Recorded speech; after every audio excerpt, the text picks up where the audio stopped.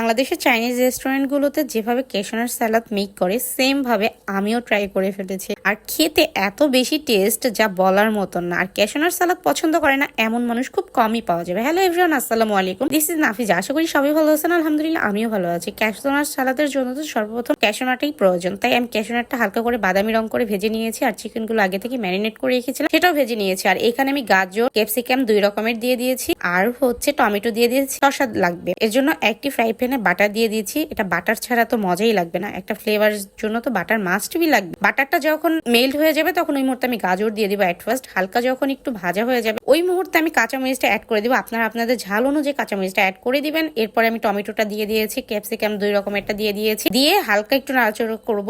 এটা বেশি সিদ্ধ করা যাবে না, বেশি সিদ্ধ করলে মজা লাগবে না। এর জন্য হালকা যখন শক্ত শক্ত থাকবে ওই মুহূর্তে আমাদের এই ক্যাশনার সালাডটা মেক করতে হবে। এখন আমি দিয়ে দিয়েছি সাদা গোলমরিচের গুঁড়া। আপনারা সাদা কালো দুইটাই মিক্সড করে দিতে পারেন, তাই আমি সাদাটা মিক্সড করে দিয়েছি, আমি কালোটা অ্যাড করি। এটা আমি সুন্দর করে স্বাদ মতন একটু লবণ দিয়ে দিব, কারণ লবণ ছাড়া তো আর মজা লাগবে না। আপনারা আপনাদের স্বাদ মতন লবণ দিয়ে দিবেন। লবণটা দিয়ে তারপরে একটু হালকা নাড়াচাড়া করে নেবেন যেন সব জায়গায় লবণটা একটু মিশে যায়। তাই তারপরে আমরা চিকেনটা অ্যাড করে দেবো। চিকেনটা অ্যাড করে সুন্দর মতন একটু নেড়ে চেড়ে নিব। এক্ষেত্রে আমি চুলার আঁচটা একটু হাইতে রেখেছি, মিডিয়াম রাখলে সবজিটা গলে যাবে।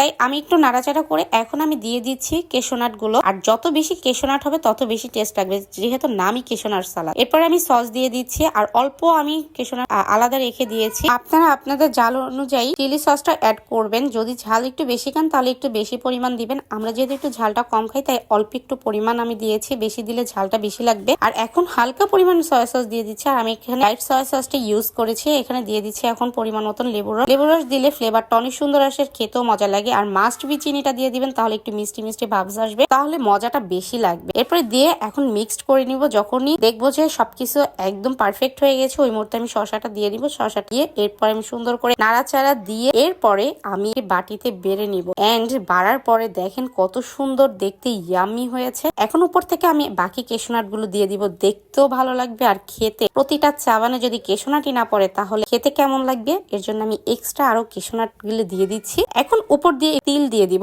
আপনারা চাইলে এটাও পারেন, নাও দিতে পারেন। এটা দেখতেও সুন্দর লাগে আর খেতেও আমার কাছে ভালো লাগে। তিলটা আমার কাছে মোটামুটি অনেক বেশি ভালোই লাগে। আপনারা চাইলে আপনারা এটা দিতে পারেন, আর না দিলে অ্যাভয়েড করতে পারেন। তবে আজকের রেসিপিটি কেমন লেগেছে, যদি ভালো লেগে থাকে অবশ্যই একটি লাইক, কমেন্ট এন্ড শেয়ার করে দিবেন। দেখা যাবে নেক্সট একটা কোনো ভিডিওতে। আল্লাহ হাফেজ।